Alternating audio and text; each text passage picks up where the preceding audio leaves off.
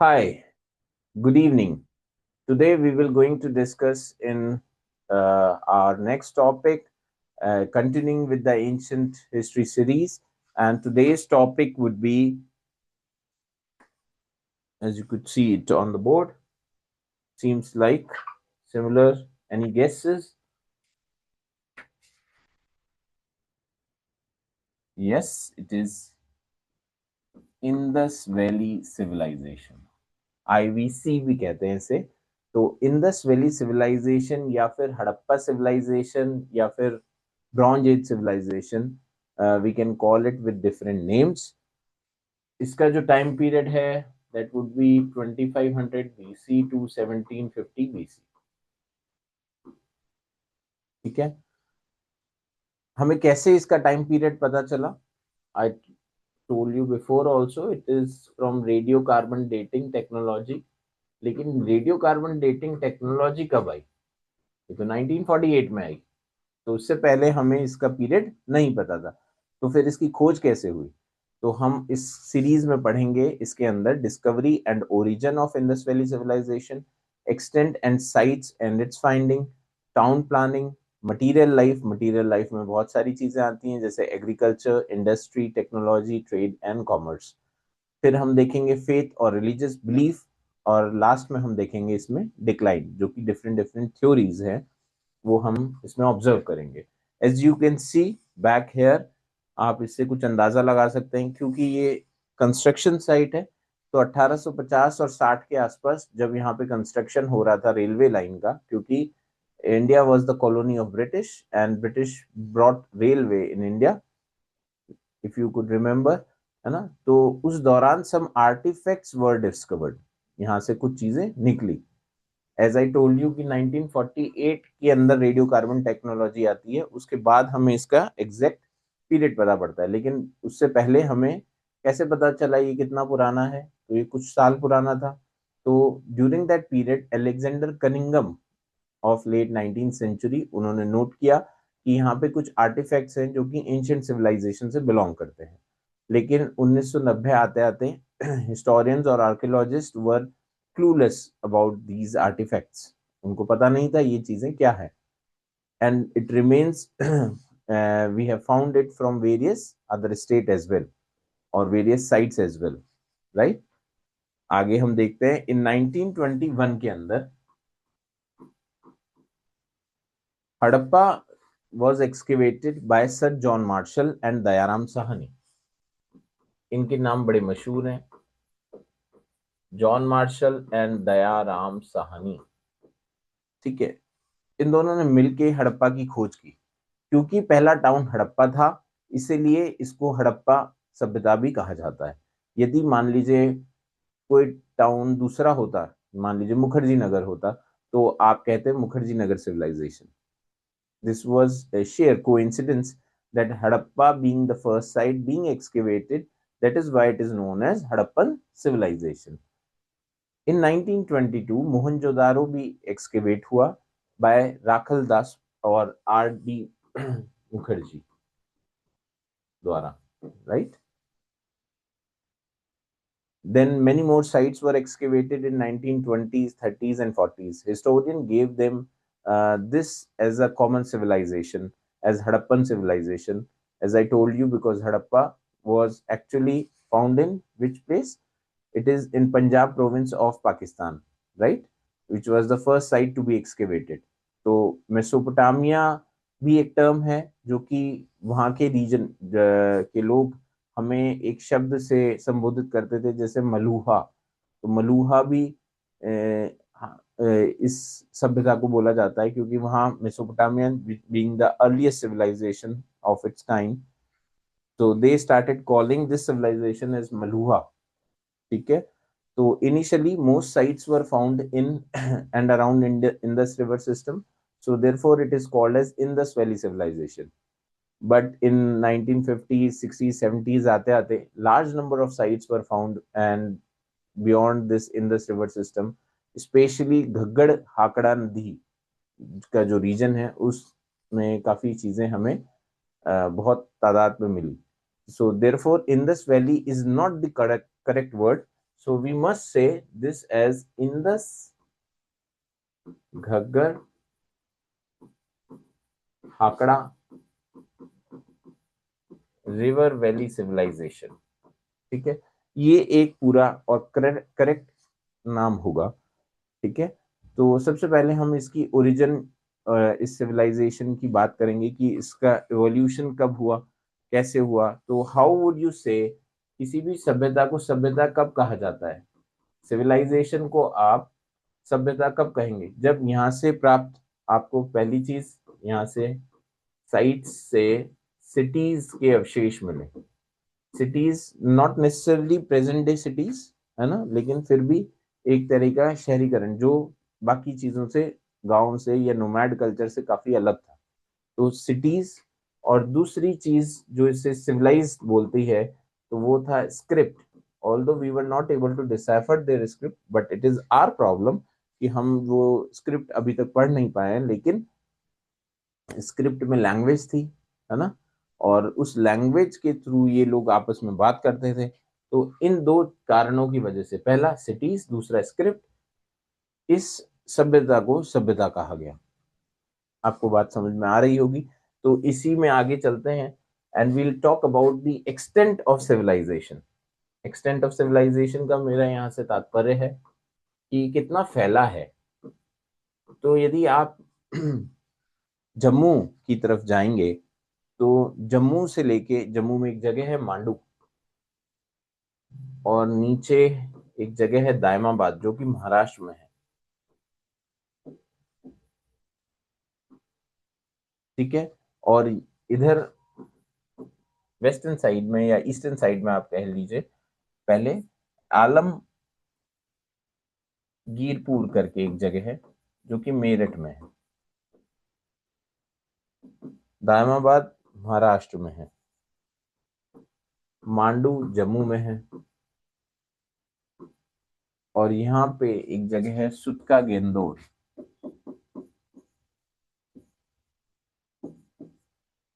सुतका गेंदोर, ये मकरन कोस्ट है जो कि बलूचिस्तान में पड़ता है, जो कि पाकिस्तान का ईरान के साथ जो बॉर्डर आप शेयर करते हैं वहां पे। तो वहां पे ये सिटीज मिली हैं जो कि सिंबॉलिकली रिप्रेजेंट करते हैं हड़प्पा सभ्यता को। तो आप देखेंगे मांडू से दायमाबाद, सुक्का गेंदोर से Alamgirpur. So we found certain kind of evidences from these cities as well, which shows similarity or uniformity among each other. ठीक है, आगे चलते हैं। जैसे कि पाकिस्तान की हम बात करें, हमने अभी रिसेंटली पाकिस्तान, जो अभी प्रेजेंट डे पाकिस्तान है, उसका सिंध वाला प्रोविंस, पंजाब प्रोविंस और बलूचिस्तान वाला province, 3 of these provinces shows connection with Indus Valley civilization। वैसे ही यदि इंडिया की बात करें, तो जम्मू कश्मीर का रीजन, हरियाणा का रीजन, वेस्टर्न यूपी का रीजन, राजस्थान, गुजरात और महाराष्ट्र, ये सारे स्टेट रिप्रेजेंट करते हैं इंडस वैली सिविलाइजेशन को। तो एक बार क्वेश्चन आया, what kind of shape does Indus valley civilisation represent.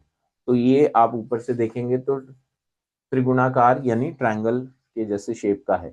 तो it was the largest civilisation in terms of area in the contemporary world. ये करीबन करीबन 13 लाख स्क्वायर किलोमीटर तक फैला हुआ था।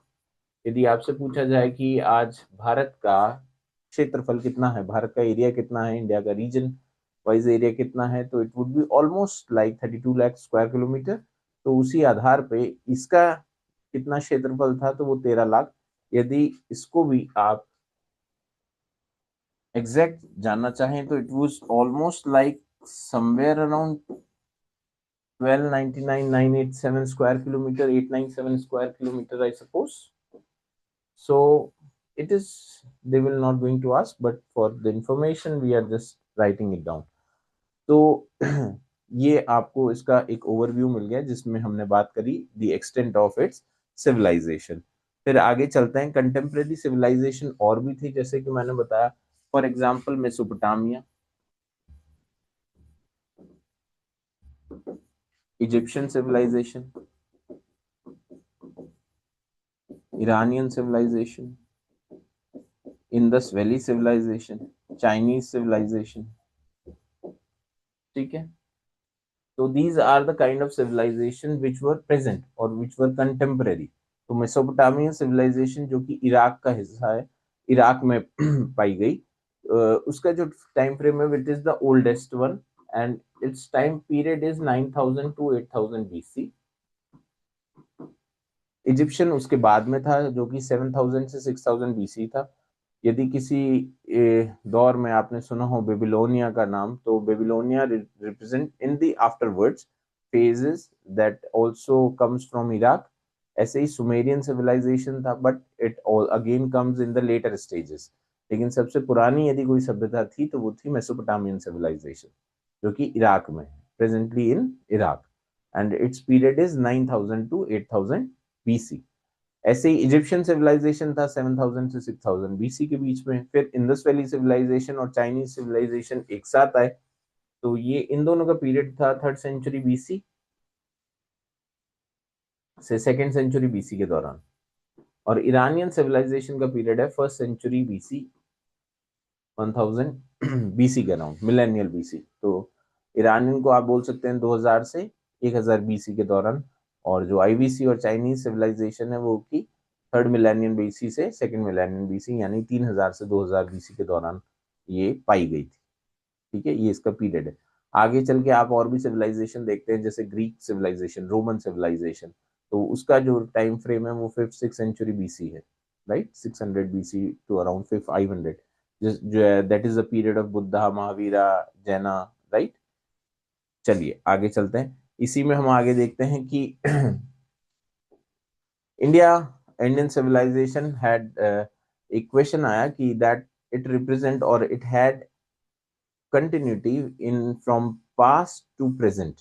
तो Indian civilisation represent a continuity from past to present. आपको इस पे टिप्पणी करनी है, तो इस तरीके के क्वेश्चन आप यूपीएससी में देखते हैं। तो हमारे पास्ट मतलब आप यदि देखेंगे कि कंटिन्यूटी किस सेंस में, जैसे चाइनीज हैं और इंडियंस हैं, they have continuity certainly in their food, in their dress, in their faith. जैसे मैरिज एक सबसे पुराना रस्म है, वो भी बहुत पुराना है, तो वो भी रिप्रेजेंट करता है। तो हमारा पास्ट हमारे घरों में है, मंदिरों में है, मस्जिद में है, गुरुद्वारे में है। तो यूरोप में ये सब आपको देखने को नहीं मिलता। Europe got urbanised in very early phase, और हमारे यहाँ आज भी वो पुरानी चीजें आप शहरों में, गाँवों में, सब जगह देखते हैं। तो कहीं ना कहीं हमारे सभ्यता जो इतनी पुरानी है वो आज भी हमसे जुड़ी हुई है। तो इसी का आधार रख करके वो क्वेश्चन पूछा गया था। जैसे for example there are lot many things, आप देखेंगे जैसे मेजर साइट्स की हम बात करें, फाइंडिंग्स की बात करें, या उसके सिग्निफिकेंस के बारे में बात करें, तो सबसे इंपॉर्टेंट साइट जो इंडस वैली सिविलाइजेशन में है वो है मोहनजोदारो।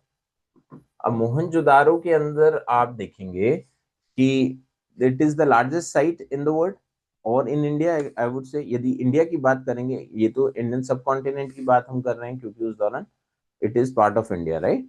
तो Pakistan, Bangladesh, India together form one Indian subcontinent, and it is the largest site of the Indus valley civilisation. यदि अभी के प्रेजेंट में कंटेक्स्ट में बारीकी से आप देखेंगे तो क्वेश्चन बन सकता है, and they can ask you which is the largest site in India presently, तो that would be Rakhigarhi in Haryana, right.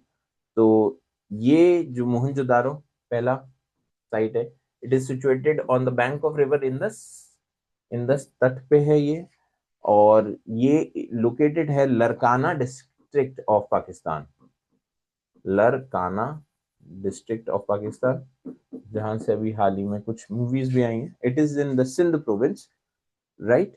So Mohenjodaro का मतलब है माउंट्स ऑफ द डेथ, यानी मुर्दों का टीला। ऐसे ही आपको दिल्ली में दिखाई देता है मजनू का टीला। तो large number of bones of humans were found here, that is why it was called as mounds of the death। इस हिंदी भाषा का शब्द है मोहनजोदाड़ो, राइट। इसी में हम आगे चलते हैं, यहाँ से क्या क्या चीजें प्राप्त हुई।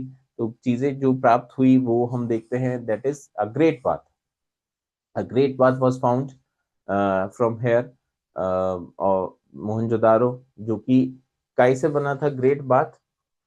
आप इसमें आपने आप सर्च करिएगा तो आपको पता चलेगा. This bath was actually made of burnt bricks, पकी हुई ईंटों से ये चीज. तो Harappans were the first one who used first time the burnt bricks in making some of their buildings, right. तो हम बहुत सारी चीजें आप फर्स्ट या फिर यूनिक वे में याद करेंगे. तो पहली चीज यदि आपसे कोई पूछे कि who was the first one who actually discovered first time the burnt brick, तो दैट वुड बी हड़प्पन्स.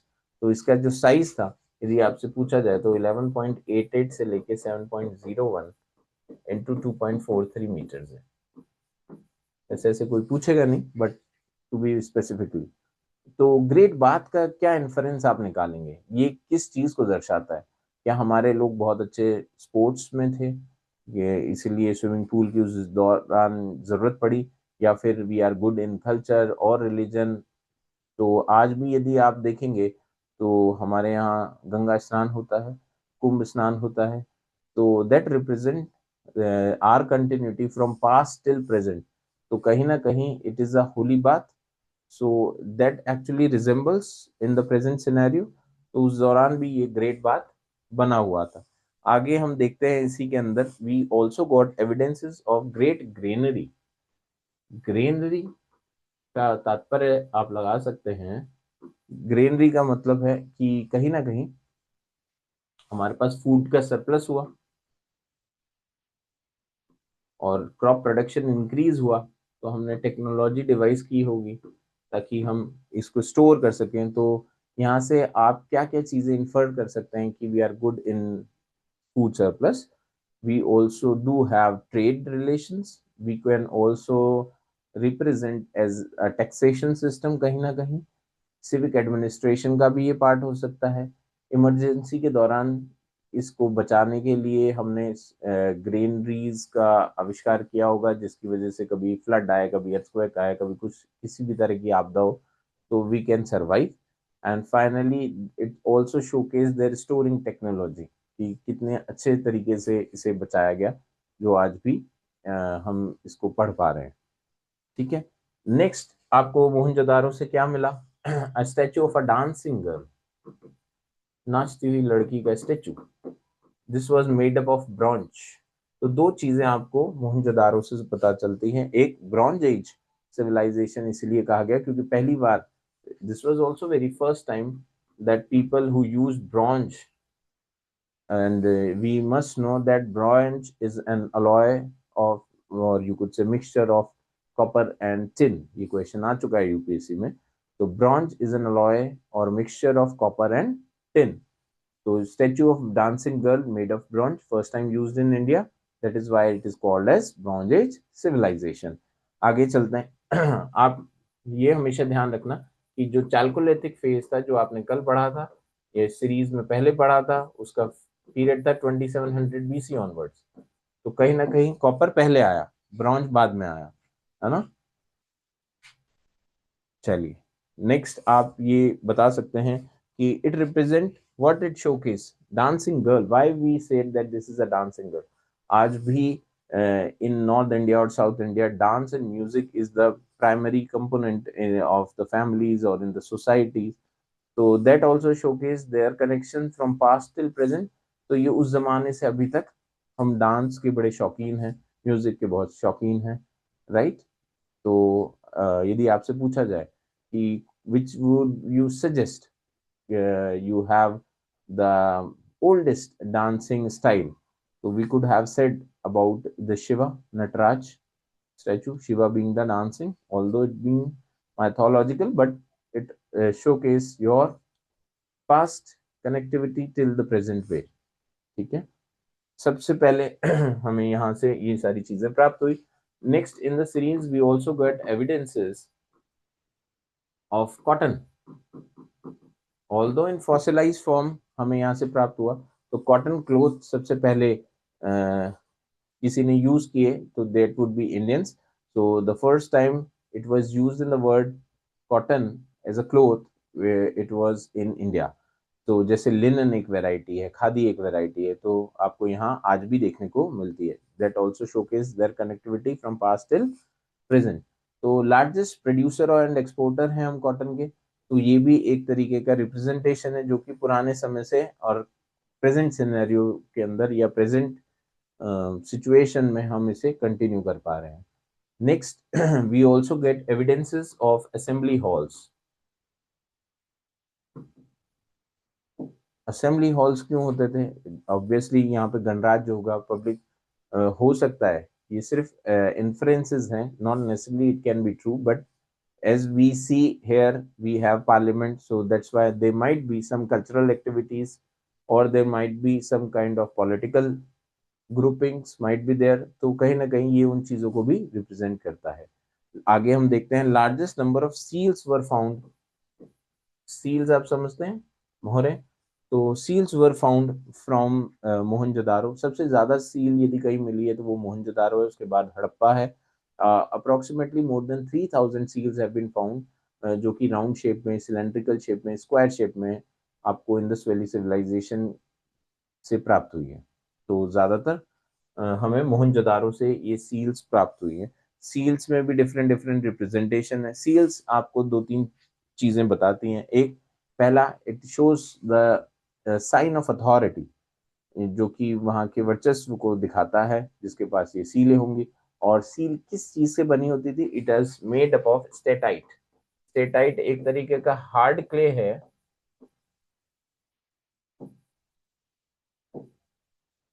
जो कि आपको देखने को मिलता है जनरली इन राउंड, स्क्वायर और सिलेंड्रिकल शेप. ठीक है. Seals was used in trade also and also found from Iran as well as in Afghanistan. तो सील्स को एज अ ट्रेड के तौर पे भी यूज किया जाता था. तो seals depict their gods and goddesses as well. Goddesses में आपने देखा होगा मदर गॉडेस, जिसके out of womb the tree was coming up. So that showcase the mother goddess, that also we see in the seals. So this is very important to understand because it showcases their faith, their religion, right? So what kind of faith these people belong to. आगे चलते हैं. We also see one horn animal, that is of unicorn. This also, ये imaginary था although, but कहीं ना कहीं हमें इनके फेथ के बारे में इससे पता चलता है. जैसे फिनिक्स एक परिंदा है लेकिन ख्याली परिंदा है, लेकिन वो इमेजिनरी है. ऐसे यूनिकॉर्न वन हॉर्न एनिमल जो कि ख्याली है. Harappan script which was found on the seals were also there. दो तरीके की हरप्पन स्क्रिप्ट हमें यहाँ से प्राप्त होती हैं. दो फीचर्स उसके दर्शाते हैं, जो कि पहला फीचर है पिक्टोग्राफिक वे में और दूसरा है बोस्ट्रोफेडोन स्टाइल में. पिक्टोग्राफिक क्योंकि ये पिक्चर्स बनी हुई थी सील्स पे, और बोस्ट्रोफेडोन एक तरीके का लेखन शैली है जो कि ऐसे चलता है. यानी जैसे आप हिंदी लिखते हैं राइट टू लेफ्ट और लेफ्ट टू राइट, इट तो ये actually right to left, then left to right, then right to left, then left to right, और ये कंटिन्यूटी में रहता है. तो ये एक तरीके की स्टाइल है उनकी राइटिंग में जो हमें देखने को मिलती है. इसी स्टाइल को हम कहते हैं बोस्ट्रोफेडोन स्टाइल. ये आप नोट कर सकते हैं इसके अंदर. और यदि आपसे पूछा जाए why this script has not been deciphered so far, यानी ये स्क्रिप्ट अभी तक हम पढ़ क्यों नहीं पाए हैं, उसके दो बड़े कारण सामने आए हैं. पहली चीज, ये स्क्रिप्ट बहुत ही छोटे अक्षरों में लिखी गई है. दूसरे चीज, ये सबसे बहुत इंपॉर्टेंट है, दैट कहीं ना कहीं हम इसकी कंटिन्यूटी मिस कर चुके हैं. जैसे कि फॉर एग्जाम्पल जेम्स प्रिंसिप की हम बात करें तो वो इतनी आसानी से अशोकन स्क्रिप्ट को डिसाइफर इसलिए कर पाए थे क्योंकि कहीं ना कहीं हिंदी का कनेक्शन ब्राह्मी से था, और ब्राह्मी स्क्रिप्ट और हिंदी का जो स्क्रिप्ट है देवनागरी, उसमें कुछ बहुत सारी सिमिलैरिटीज थी, लेकिन हमारे पास इसके अंदर कोई सिमिलैरिटीज नहीं प्राप्त हुई है. तो that is why there is certainly some missing link which held responsible for not being deciphering this script till date. ठीक है. तो अब आगे चलते हैं इस सीरीज में. अच्छा हाँ, एक बहुत इंपॉर्टेंट और महत्वपूर्ण चीज ये है कि जो मुंडा ट्राइब है, मुंडा जो झारखंड की एक ट्राइब है, उनकी जो लैंग्वेज है बहुत क्लोजली रिजेंबल करती है इस स्क्रिप्ट को, हड़प्पन स्क्रिप्ट को आप कह सकते हैं. Next important site is Harappa. Harappa ये रावी नदी के तट पे था, on the bank of river Ravi, और ये पंजाब डिस्ट्रिक्ट जो पाकिस्तान में है उसके अंदर ये लाया करता है। तो आप इसको प्रोमिनेंटली आप कह सकते हैं सेकंड लार्जेस्ट साइट है, second largest seals have been found from this place. और मोंटोनेमेगरी डिस्ट्रिक्ट है उसके अंदर, स्टेट के अंदर, पंजाब स्टेट के अंदर, तो वहाँ this Harappan city got found. और यहाँ से आपको 12 ग्रेनरीज भी मिली हैं, 12 granaries were found, 6 in one row, 6 in another row, so altogether 12 granaries we have found from Harappa. और different type of burial practice जो आपको यहाँ देखने को मिलती है, एक होता है डायरेक्ट बरियल, एक होता है अर्न बरियल, एक होता है कॉफिन बरियल। तो ये बरियल प्रैक्टिसेस आपको हड़प्पा में देखने को मिलती है। डायरेक्ट बरियल जैसे कि मुसलमानों में आपको देखने को मिलती है, सीधा दफना देते हैं। Coffin burial you see in Christians, they put the dead body in coffin and then they graved। Earn burial थोड़ा अलग है, जो कि बौद्ध धर्म में आपको देखने को मिलता है कि पहले वो दे क्रीमेट लाइक हिंदूज, जला देते हैं, बाद में जो अवशेष बनते हैं उनको डब्बे में पैक करके उसे दफना देते हैं। तो these are the three kind of practices. ये आप इससे भी आप क्या सीखते हैं, क्या समझते हैं कि that they have different faith. जो सोसाइटी थी उस जमाने में भी प्लूरल थी सोसाइटी, जो कि इंडिया में भी आपको आज देखने को मिलती है। They have different faith, they have different culture, right. Next site important जो यहाँ पे हमको पढ़नी चाहिए वो थी कालीबंगा। कालीबंगा का अर्थ है ब्लैक बैंगल्स, काली चूड़ियां, राइट। तो it means black bangle, it is found in Rajasthan, obviously in Hanumangarh district of Rajasthan, and on the bank of river Ghaggar. Although this river being lost presently, तो घग्गर नदी के तट पे कालीबंगा सभ्यता, क्योंकि कालीबंगा दो चीजों में रिप्रेजेंट करती है, एक प्री हड़प्पा और एक हड़प्पन इवेंट, दोनों ही यहाँ पे देखने को मिलते हैं। यानी चालकोलिथिक फेज और हड़प्पन फेज आपको दोनों देखने को मिलता है यहाँ पे। एविडेंसेस ऑफ प्लगिंग हमें यहाँ से मिले हैं। फायर ऑल्टार्स जो कि आपने चालकोलिथिक में देखे थे वो आपको यहाँ से देखने को मिलते हैं, हवन कुंड, ठीक है। यदि कहा जाए कि इंडस वैली सिविलाइजेशन की कोई कैपिटल थी अकॉर्डिंग टू हिस्टोरियन, वो मोहनजोदारो थी। यदि उससे बोला जाए कि eastern capital of Indus valley civilisation यदि आप किसी को बताना चाहेंगे तो दैट वुड बी कालीबंगा। तो इतना इंपॉर्टेंट सिटी था ये कालीबंगा, ठीक है। आगे चलते हैं। Next important site is Lothal. Lothal is in Gujarat on Bhogava river, ठीक है। भोगवा नदी पे लोथल है। एविडेंसेस ऑफ डॉकयार्ड मिले हैं हमें यहाँ पे। डॉकयार्ड आप समझते ही होंगे, बंदरगाह। ये भी किससे बने थे, बर्न्ड ब्रिक से बने थे। ये क्या शोकेस करता है, ये यहाँ पे मैरीटाइम ट्रेड होता था, एक्सटर्नल ट्रेड होता था, ये उस चीज को दर्शाता है। More than 3000 seals I told you have been found from Indus valley civilisation. तो ये सील्स का आदान प्रदान ज्यादातर आपको डॉकयार्ड्स पे देखने को मिलता है। तो पर्शियन सील्स यहाँ से मिली हैं। तो ये शोकेस करता है कि कहीं ना कहीं हमारा उस जमाने में भी पर्शिया यानी ईरान यानी मेसोपोटामिया के साथ ट्रेड हुआ करता था, राइट। फायर अल्टार्स भी आपको लोथल से देखने को मिले हैं, यानी कि हवन कुंड, ठीक है। आपको यहाँ से राइस हस्क भी मिला है। यहाँ पे आपने एक और यूनिक चीज जो आपको नोट करनी चाहिए वो है double burial practices. Double burial, एक साथ दो लोगों के शव यहाँ से प्राप्त हुए। तो 2 person buried together, that could be male male, female male, male female, or female female, we do not know. So that is why it is certainly very much possible, ठीक है। कि क्या पॉसिबल है वो नहीं पता, but we got. So these are the 4 important sites that we have discussed so far। आगे चलते हैं, we will going to discuss about the town planning of Indus valley civilisation. Town planning के ऊपर एक पहले भी क्वेश्चन आ चुका है यूपीएससी में, that talks about discuss how the Harappan town planning influence the modern day town planning of India. Comment या discuss.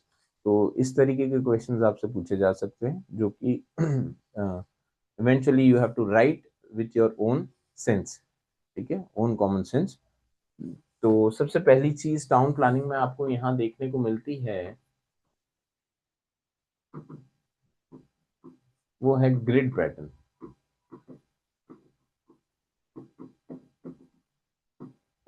Chess board के जैसा, ठीक है। तो generally divided into two parts, citadel यानी फोर्टिफाइड अपर पार्ट, और लोअर टाउन जो कि लोअर होता था। जैसे अभी आप चांदनी चौक लाल किला देखेंगे तो it is on upper citadel, जैसे प्रेसिडेंट हाउस रायसेना हिल अपर सीटाडल, है ना, ऊंचा बनाया जाता था। फोर्टिफाइड चित्तौड़गढ़ का किला हो या जितने भी किले हो, आमेर का किला हो, so you see lot many fort, these are in fortified structure and there are certainly on that above height platform, right? But the rest of the janta would live around the city on the lower town, so that showcase their authority। तो इस तरीके का town planning structure आपको वहां देखने को मिलता है। तो सीटाडल और लोअर टाउन आपको दो तरीके का स्ट्रक्चर इनकी टाउन प्लानिंग में देखने को मिलता है, except Dholavira of Gujarat which were divided into three parts. Dholavira में आपको तीन लेयर्स मिलती हैं, from upper town lower town there is also one middle town. So this is being an exception we see from Dholavira. तो सीटाडल जो था जो अपर टाउन था, which was made of burnt bricks except in Kalibanga which was made of mud bricks। Kalibanga में जो citadel बनाया गया था वो मड ब्रिक से था, रेस्ट ऑल सारी जगहों पे वो बर्न्ट ब्रिक से बना हुआ था। तो ये कुछ एक्सेप्शंस होते हैं जो आपको याद करने चाहिए from examination point of view. Chanhudaro has no citadel, वहां पे कोई सीटाडल आपको नहीं मिला। चानूदारो एक जगह है सिंध में on the bank of Indus river, so that also showcase one more important site of their चानूदारो में आपको फैक्ट्रीज मिली हैं,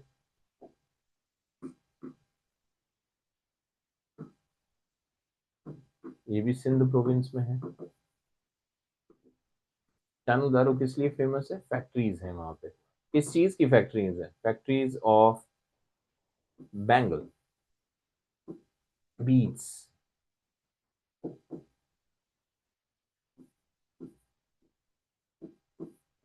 bangle and beads, bangles. That is why it is called as industrial town of Harappa. Harappan town had important public buildings in a fortified area. The houses were made up of burnt bricks of different sizes with multiple stories, with single room or multiple room apartment। ये क्या चीज दर्शाता है, ये क्या signify करता है? ये दिखाता है कि उस जमाने में भी क्लास डिवीजन मौजूद था। जैसे आज हम क्लास डिवीजन देखते हैं presently in society, we see higher income group, middle income group, lower income group. उसी तरीके से उस जमाने में भी there are stratification in the society which showcase rich class, poor class और middle class as well. Thank अच्छा, इनके जितने भी घर थे, यदि आप देखेंगे टाउन प्लानिंग के हिसाब से यदि हम बात करें, these houses do not have doors and ventilator in the front, but these doors and ventilators were at the rear side, on the back side, and they all open on the back side, यानी इस तरफ। सड़क पे किसी के भी खिड़की दरवाजे नहीं होते थे, पीछे की साइड होते थे। ये क्या सिग्निफाइज करता है, क्यों ऐसा होता था? और क्या ऐसी कोई सिटी आपको देखने को मिलती है आज भी? हाँ, बिल्कुल सही, Chandigarh is one of the cities which is actually plan like this. तो कहीं ना कहीं we have a continuity from past and present. सिर्फ एक जगह जहां पे आपको ये चीज नहीं देखने को मिलती, बाकी सारी साइट्स पे आपको इसी तरीके के मकान मिलते हैं, वो था लोथल। ठीक है। अच्छा, drainage system of Harappan cities were covered fully covered होते थे, connected with bathrooms of the houses, pass through streets and roads with regular manholes which kept the city very clean and hygienic। First time in the world this drainage system was made. तो बहुत सारे first आपने note किए होंगे, जैसे कि cotton cloth, जैसे कि branch, right. So one more first, that first time in the world the drainage system was used which was fully covered, or streets of Harappa cities were actually cutting each other at 90 degree। जो उनके रास्ते थे वो ऐसे थे कि रेक्टेंगली each other एक दूसरे को काटते थे, which is still used in modern cities। Roads are generally as wide as 2.75 से लेके 3.15 मीटर वाइड तक। और मोहनजोदारो में जो सबसे ब्रॉडेस्ट रोड आपको मिली है वो 9.15 मीटर। तो ये भी इन चीजों को दर्शाता है कि how there planning would be, है ना, प्लानिंग वॉज। ठीक है, कैसी थी। आगे चलते हैं, देखते हैं मटेरियल लाइफ। मटेरियल लाइफ से मेरा अर्थ है कि how they were using materialistic things. जैसे कि the Harappan use irrigation technology through river water. They generally had two crop season, rabi as well as kharif. They grew wheat, है ना, wheat and barley तो हमने लिखा भी था, sesamum, pea, watermelon, date, wheat, barley, rice, mustard, sesamum, cotton, pea, watermelon, date, ये सारी चीजें। नॉट पल्सेस, आप हमेशा ध्यान रखना, दालें अभी तक उपयोग में नहीं आई हैं। इसके अलावा they are actually growing everything. Next, we will talk about their industries. They knew metallurgy because they know about bronze. So, copper, bronze, gold, silver, tin, lead, they were aware of that. तो in metallurgy का उपयोग किस चीजों में होगा? दो particular important चीज ये थी। पहला था टूल और दूसरा था weapons, tools as well as weapons. और तीसरी चीज ऑर्नामेंट्स। तो कहाँ उपयोग करेंगे? टूल्स में। Tools becomes constructive, weapons becomes destructive. और third thing is the ornaments used by both male as well as female. तो Harappans were the first in the world who used silver. आप फिर ध्यान रखिएगा, हड़प्पन पहले वो लोग थे जिन्होंने सिल्वर का उपयोग किया था। They made their toys of these metals, generally used by rich family of course. जो टॉयज थे, खिलौने थे, मेटल के यदि बने हैं तो अमीर लोगों के पास होते थे, और जो गरीब लोग हैं, poor family, they always use toys made of terracotta figurines, और टेराकोटा से बने होते थे। तो ये क्या सिंबॉलिकली रिप्रेजेंट कर रहा है? ये भी रिप्रेजेंट कर रहा है कि that there is a stratification in the society, class wise it is being divided. So till so far Harappan did not know about iron. Iron के बारे में ये लोग अभी नहीं जानते हैं। तो आयरन का प्रयोग हुआ था 1000 प्लस माइनस 100 बीसी के दौरान। तो during the Vedic culture you will see, ठीक है, iron was used first time in and around 1000 BC plus minus 100 कर लेना। So potteries were made up of clay. जो पॉटरी आपको देखने को मिलती है या क्ले से बनी हुई चीजें, जैसे for example wheel, we see the discovery of wheel during neolithic phase, right? So during Neolithic period or Neolithic people used first time wheel, but in that wheel there was no spoke. ये spoke आया iron से। तो कुछ ऐसे inventions जिन्होंने लोगों की life को बहुत जबरदस्त तरीके से चेंज किया, उसमें से, और you if you will notice top 10 that would B fire, wheel, है ना, certainly many more like that. तो आपको ये सब याद रखना है। Next in the series, we will talk about their potteries. The potteries were plain as well as painted, generally in black and red color. The Harappans were also made terracotta figurines of humans as well as animals, which is the reflection of their artistic perfection. कहीं ना कहीं उससे हम प्रभावित होते हैं कि ये लोग आर्टिस्टिकली बहुत ही परफेक्ट थे। और टेराकोटा फिगराइन जो कि प्रीस्ट का आपको मिला है मोहनजोदारो से, तो human face with a beard आपने देखा होगा, सेमी क्लोज्ड आईज, वो क्या दर्शाता है? वो एक तरीके से मेडिटेटिव फॉर्म दिखा रहा है प्रीस्ट का। तो वो भी आपको मोहनजोदारो से प्राप्त हुआ है। तो this showcase their material life. आगे चलते हैं, इनकी ट्रेड और यदि कल्चर या कॉमर्स की बात करें, ट्रेड एंड कॉमर्स, तो ट्रेड एंड कॉमर्स में हड़प्पन्स ने कितना एडवांस किया अपने आप को, वो हम देखते हैं इसके अंदर। पहली चीज तो ये था कि the Harappans had well developed trade both with in and outside, right? With in आपस में खूब अच्छा ट्रेड होता था, आउटसाइड बाहर भी बाहर भी बहुत अच्छा ट्रेड होता था। तो the territories outside their civilisation were also influenced by their trade. Internally, they exchange goods like grain, potteries, brick, and other artifacts like terracotta figurine. ये सब आपसी ट्रेड होता था, जैसे ग्रेन, पॉटरीज, ब्रिक हैं और टेराकोटा फिगराइन से बनी कुछ चीजें हैं। तो यूनिफॉर्मिटी आपको देखने को मिलती थी उनकी ब्रिक्स में, उनकी पॉटरीज में, जो ये दिखाता है कि ये ट्रेड के थ्रू एक जगह से दूसरी जगह जाती थी, right. The trade was mostly carried through river water, ठीक है, नदियों के द्वारा ही ये ट्रेड पॉसिबल था उस दौरान। Externally, Harappans had trading ties with Afghanistan, Iran, and other countries of the West Asia as well. है ना? A Harappan colony was also found from Afghanistan, which was a place called Shotugai. Shotugai एक जगह है अफगानिस्तान में जहाँ से आपको हड़प्पन जैसी कॉलोनी मिली है, जो बताता है कि we have a trade with Afghanistan, जो कि आज भी हम कर रहे हैं और वापस रिवाइव किया है रिसेंटली। तो एक जमाने से, हड़प्पा के पीरियड से हम अफगानियों के साथ में ट्रेड किया करते थे। Persian seals were found from Lothal and through literary sources of West Asia that Harappan has a trading relationship with Dilmun and Magan. ये दो जगह हैं का नाम है, जो कि आज आप इनको अलग नामों से जानते हैं। दिलमून मतलब बहरेन एंड मागन मतलब ओमन।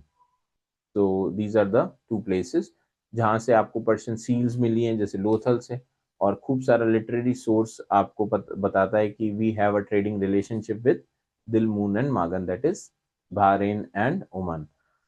Hadappans also export animal, cotton clothes, and important metals and precious and semi-precious stones like silver, lead. ये भी हम import करते थे। सिल्वर तो आज भी हम मैक्सिको से मंगाते हैं ज़्यादातर। तो आप देखेंगे कि हड़प्पन्स उस जमाने में भी एक्सपोर्ट और ट्रेड किया करते थे, ठीक है। तो that showcase there trade and commerce. इतना आपने पढ़ा। अब हम कुछ चीज़ों को थोड़ा अलग एंगल से देखने की कोशिश करते हैं। जैसे फॉर एग्जांपल ग्रेट बाथ, जो हमने पढ़ा मोहनजोदारो में, ये क्या सिग्निफाई करता है? ये एक कलेक्टिव बात है, होली बात है ना? तो सिग्निफाई करता है कि कहीं ना कहीं हम पुरानी चीजों से जुड़े हुए हैं आज भी। सील्स में हमने, आपने एनिमल के फिगर देखे, गॉड एंड गॉडेसेस के फिगर देखे, तो वो भी कहीं ना कहीं हमारी वर्शिप्स को दिखाती हैं। जैसे सन, रिवर, ट्री में जैसे पीपल हो गया, तो we are actually nature worshipper, right. So nature की वर्शिप इंसान दो कारणों से करता था। पहला था उसको बेनिफिट हो रहा है कुछ कहीं ना कहीं, दूसरा था उसको कहीं ना कहीं उस चीज से फेयर है। तो इन कारणों की वजह से they worship. So evidences of different burial आपने देखे, तो डिफरेंट बरियल प्रैक्टिसेस आप देखते हैं, तो वो भी एक तरीके से आपको सोसाइटी, प्लूरल सोसाइटी को दर्शाता है। Evidences of seals depicting a god, जैसे कि उसमें सबसे मशहूर गॉड थे proto Shiva, that is the earlier form of Shiva, ठीक है। प्रोटो शिवा मतलब अर्ली फॉर्म ऑफ शिवा। आपको देखना पड़ेगा who was sitting on a throne surrounded by the animals, जो उसमें से प्रोमिनेंट चार एनिमल थे, tiger, rhino, elephant, buffalo. Tiger है, लायन नहीं कर देना, क्योंकि हिंदी मीडियम में काफी कंफ्यूजन हो जाता है शेर और बाघ को लेके, वो एक ही समझ लेते हैं, but these are two different things. So four animals surrounding this Shiva was tiger, rhino, elephant and buffalo, and beneath there is two deer. So together there are five kind of animals you found on this picture, or you could say on this seal, particular seal. तो ये seal आपको कहाँ से मिली? प्रोटोशिवा की, मोहनजोदारो से again. हाँ, अभी तक आपको कोई काउ वर्शिप यहाँ देखने को मिली, ठीक है। We do not found any evidences of cow worship here. Evidence of burial practices आपने देखी, वो भी कंफर्म करता है कि with the burial they also bury their personal belongings. वो क्या दर्शाता है कि they also believe in life after death, कि रीबर्थ का जो कंसेप्ट है, जो हर धर्म में हमें देखने को मिलता है, और लाइफ आफ्टर डेथ का जो कंसेप्ट है वो हमें देखने को मिलता है। Although their thinking of various religion might be different, सबका अलग अलग है सोचने का तरीका, but we found evidences of that as well. Evidences of amulets, amulets बोलते हैं ताबीज, टोना टोटका, ये भी आपको वहाँ देखने को मिलता है। तो आज भी हम इन चीजों से घिरे हुए हैं, ताबीज, डोरा, राइट। तो एम्यूलेट्स उस जमाने में भी थे। वो क्या दर्शाता है? स्पिरिट, चार्म्स, मैजिक को। एविडेंस ऑफ फैलिश वर्शिप, लिंग पूजा भी उस जमाने में होती थी।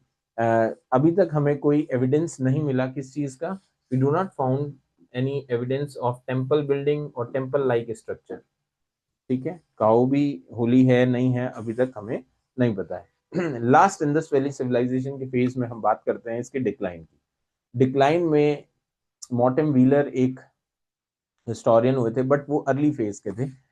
तो उन्होंने कहा कि आर्यन इन्वेजन हुआ होगा, इसकी वजह से ये संस्कृति या सभ्यता खत्म हो गई है।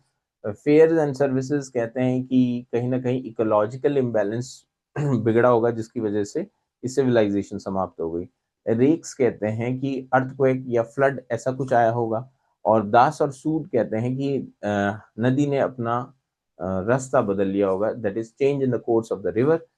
ये मानना है दास और सूद का। आर एस शर्मा क्या कहते हैं, जो कि काफी रेलेवेंट होगा क्योंकि कंटेम्प्रेरी वर्ल्ड के हिस्टोरियंस को, कंटेम्प्रेरी लोगों को कंटेम्प्रेरी हिस्टोरियंस ही चाहिए होते हैं।